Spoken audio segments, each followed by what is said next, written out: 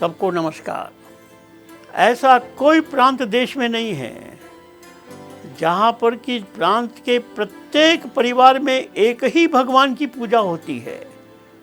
केवल उड़ीसा है जहाँ पर कि प्रत्येक गांव के प्रत्येक परिवार में केवल जगन्नाथ जी की पूजा होती है।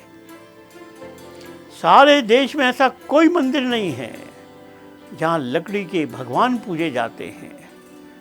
उड़ीसा में जगन्नाथ जी लकड़ी के बनाए जाते हैं। सारे देश में जगन्नाथ संस्कृति के समान कोई संस्कृति नहीं है जहाँ पर कि परस्पर मित्र बनने की योजना होती है। अर्थात जगन्नाथ मंदिर के सामने प्रसाद चावल का बनता है और जो भक्त उसको खाते हैं, उस समय कोई भी व्यक्ति आकर वहाँ पर बैठकर खाना शुरू कर दे और आपके मन में आ जाए कि इसकी जाति कौन सी है, तो सारे पुण्य नष्ट हो जाते हैं, ऐसा कहा जाता है। ये भी कहा जाता है कि 12 साल के बाद लकड़ी के जगन्नाथ जी बदले जाते हैं। दूसरी लकड़ी से जगन्नाथ जी के मूर्ति बनाई जाती है और जगन्नाथ जी की प्राण प्रतिष्ठा की जाती है। पुरानी मूर्ति के अंदर जगन्नाथ जी के प्राण को नई मूर्ति के अंदर रखे जाते हैं। एक आश्चर्य की बात है। इस उपक्रम के समय सारे पूरी जिले में बिजली बंद, पूर्ण अंधकार, और जो पुजारी या पंडे वह मूर्ति में प्राण प्रतिष्ठा करते हैं, उनकी आंखों में पट्टी बंद, हाथ में ग्लव्स लगाए हुए। अर्थात वो नहीं समझ सकते कि जिसको वो पकड़कर प्राण प्रतिष्ठा कर रहे हैं वो क्या है। वर्षों से ये परंपरा चल रही है। हाँ, लोगों ने ये बताया कि जब हम उनको पकड़ के ले जाते हैं, दूसरे में रखते हैं, तो हिलती हुई कोई चीज़ दिखती है।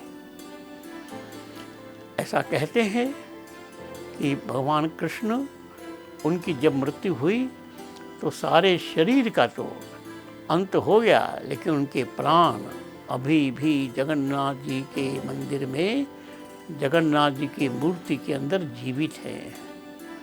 इसलिए उसको जीवित भगवान मानते हैं। देश में ऐसा कोई मंदिर नहीं जहाँ केवल वनवासियों को ही पूजा करने का अधिकार है। वहाँ की रसोई में आश्चर्यजनक प्रकार के चमत्कार होते हैं। जगन्नाथ मंदिर के अनेक विशेषताओं को जब हम सुनते हैं तो लोगों को आश्चर्य होता है। आज ये मान्यता है कि जगन्नाथ मंदिर में साक्षात जगन्नाथ जी का ही स्वरूप है, अर्थात भगवान कृष्ण जीवित रूप में है।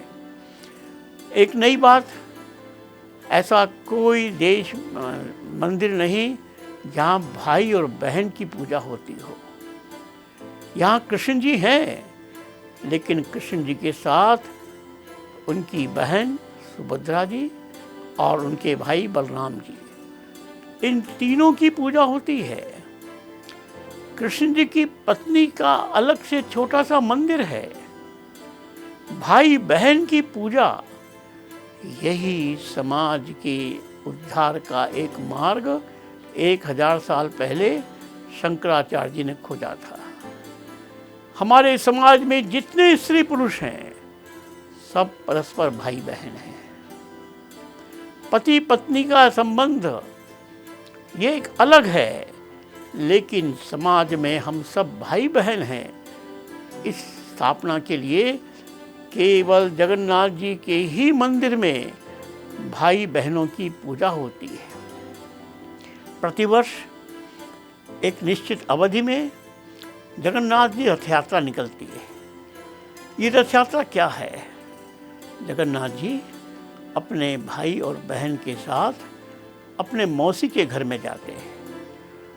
मंदिर से थोड़ी दूर उनके मंदिर, मौसी का मंदिर है, और लाखों लोग इस कार्यक्रम में सम्मिलित होते हैं। जगन्नाथ जी का रथ बनाया जाता है। उस रथ पर सवार होकर जगन्नाथ जी जाते हैं।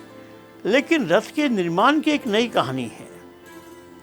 प्रतिवर्ष ये जो रथ बनता है, इसके लिए वहाँ के पंडे गांव में जंगल में जाकर लकड़ी लाते हैं। जिस लकड़ी में शंख चक्र पद्म का चित्र है, वही लकड़ी लाई जाती है। अर्थात पूरे जंगल में वो खोजते हैं, महीनों लगते हैं खोजने के लिए, लेकिन आश्चर्य की बात है कि वर्षों से ऐसी लकड़ी उनको मिल रही है जहाँ शंख चक्र पद्म के निशान होते हैं। उसी लकड़ी से वो रथ बनता है, उसी लकड़ी से वो मूर्ति बनती है, उसी लकड़ी से ही वहाँ पर पूजा होती है। यह जंगल का महत्व, अर्थात वन का महत्व, वनवासी का महत्व, ये भी माना जाता है कि जगन्नाथ जी की खोज एक वनवासी के घर से हुई।